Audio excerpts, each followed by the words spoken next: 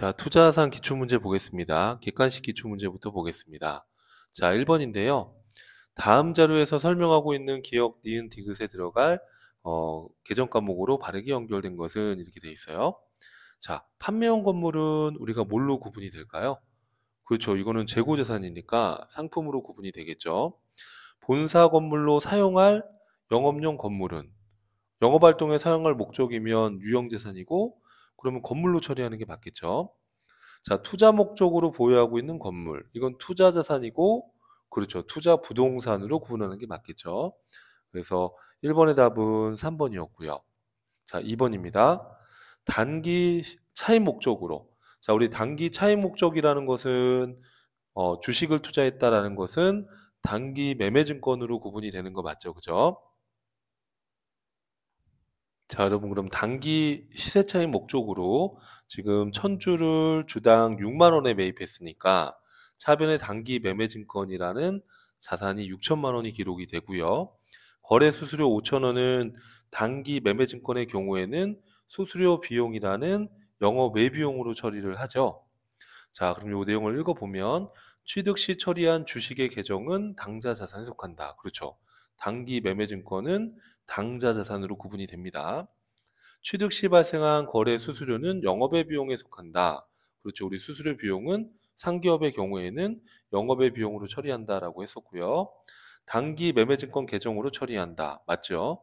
자, 취득 시 처리한 주식 계정의 취득가액은 6천만 5천 원이 아니죠. 6천만 원만 취득 원가가 되고 5천 원은 수수료 비용으로 처리한다라고 말씀드렸죠. 그래서 답은 4번이겠네요. 이해되시죠, 여러분? 자, 그 다음에 3번을 볼게요. 다음 거래 회계 처리에 대한 설명으로 옳은 것은 이렇게 돼 있어요. 장기 보유 목적으로 주식회사 문정의 주식을 100주를 구입했는데 액면 금액으로 매입을 했대요.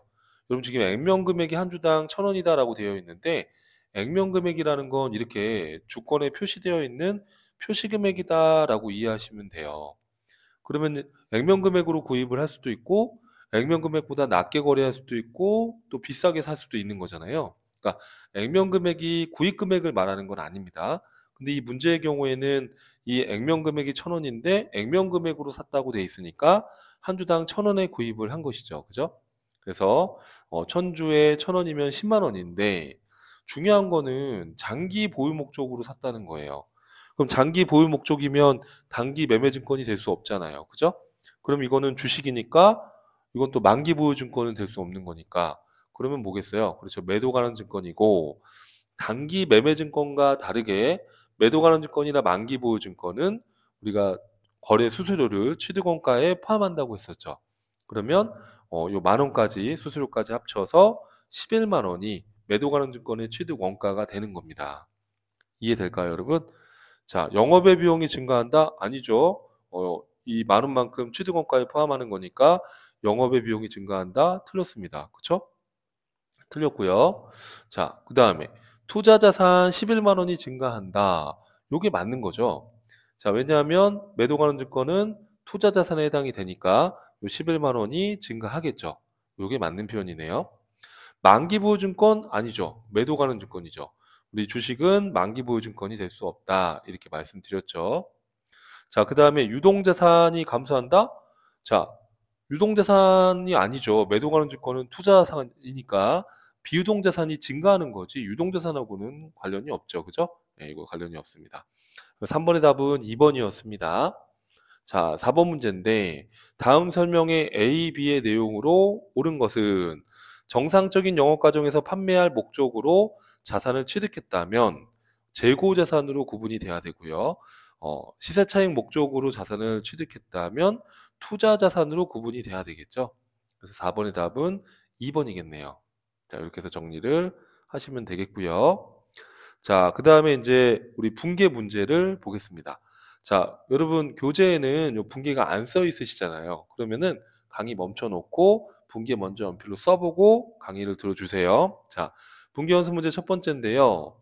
12월 17일에 단기간 매매 차익을 목적으로 황수건설의 주식 100주를 자, 여기 액면 금액이라고 나와 있는데 액면 금액이라는 거는 주권에 표시되어 있는 그냥 표시 금액이다 그렇게 이해를 하면 돼요. 그러면 액면 금액이라는 것이 이 구입 금액을 말하는 게 아니다라고 그랬잖아요. 그렇죠? 자, 한 주당 액면 금액은 2만 원이지만 한 주당 18,000원에 매입을 했대요. 그럼 우리는 18,000원에 산 거예요. 주의하셔야 돼요, 여러분. 자, 그럼 18,000원인데 100주입니다. 그러면 180만 원인데 수수료 10만 원을 포함해서 보통예금으로 이체했대요. 자, 그럼 보통예금이라는 자산이 190이 나갔죠. 자, 단기간 매매 차익 목적이니까 단기 매매증권이라는 자산이 증가해야 되겠죠. 자, 단기 매매증권 취득할 때 수수료는 어떻게 해요, 여러분? 그렇죠. 수수료 비용으로 처리한다는 거. 그리고 수수료 비용은 우리 영업 외 비용에 해당한다는 거. 자, 두 번째입니다. 자, 11월 22일 날 단기 운영 목적으로 주식회사 동행 발행 주식 1000주. 한 주당 액면 금액은 5,000원이지만 한 주당 6,500원에 구입했대요. 그럼 650만 원에 산 거죠. 단기 운영 목적이니까 그렇죠. 단기 매매증권 650만 원 자산의 증가로 인식해 주시고 단기 매매증권 취득할 때 수수료는 취득원가에 포함하지 않고 그렇죠. 수수료 비용으로 해서 영업의 비용 처리한다는 거. 자, 보통예금으로 지급했다 이렇게 되어 있으니까 보통예금이라는 자산이 감소한 걸로 기록해 주시면 되겠죠? 661만 원이 되겠네요. 자, 그 다음 문제 볼까요, 여러분? 3번입니다. 11월 29일 날 단기 매매 차익을 얻을 목적으로 보유하고 있는 주식회사 진주의 주식 1000주를 한 주당 만 원에 처분했대요. 1000주인데 한 주당 만 원에 처분했으면 1000만 원이 돈이 들어와야 되는데 처분할 때 수수료 12만 원을 차감하고 보통예금으로 받았대요.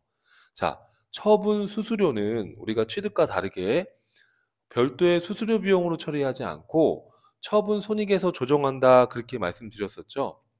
자, 그럼 여러분 지금 1000만 원에서 12만 원 뺐으니까 얼마겠어요? 여러분 1000만 원에서 12만 원을 빼게 되면 988만 원이 보통예금 통장으로 들어왔죠.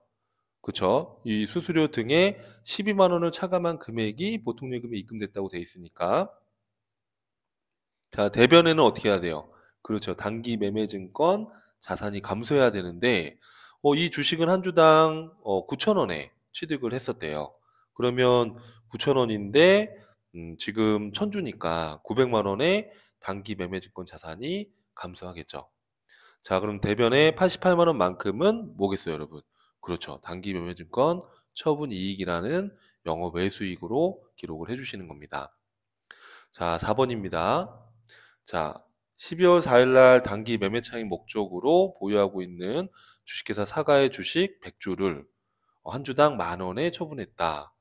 그럼 100주에 만 원이면은 얼마가 되는 거죠? 100주에 만 원. 하게 되면 100만 원인데 이때 수수료 만 원을 차감한 금액이 보통예금으로 입금됐대요. 100만 원에서 만 원을 빼게 되면 99만 원이 보통예금으로 들어온 겁니다. 단기 매매 차익 목적이니까 단기 매매증권을 팔았다는 얘기죠. 그럼 단기 매매증권 자산이 감소해야 되는데 한 주당 취득 원가는 5,000원이었대요. 그러면 얼마겠어요? 그럼 100주에 5,000원이면 그렇죠. 50만 원에 단기 매매증권이 감소해야 되고 그럼 대변에 49만 원 차이가 나는 건 뭐예요, 여러분? 그렇죠. 단기 매매증권 처분 이익이라는 영업외 수익으로 기록을 해주시면 되겠습니다. 그래서 헷갈리시면 안 되는 게 처분할 때 수수료는 별도의 수수료 비용으로 처리하지 않고 우리가 처분 손익에서 조정을 한다는 거 주의해 주셔야 됩니다. 자, 그래서 이번 시간은 우리가 분기 연습 문제를 봤고요. 또 다음 강의에서 이어서 보도록 하겠습니다.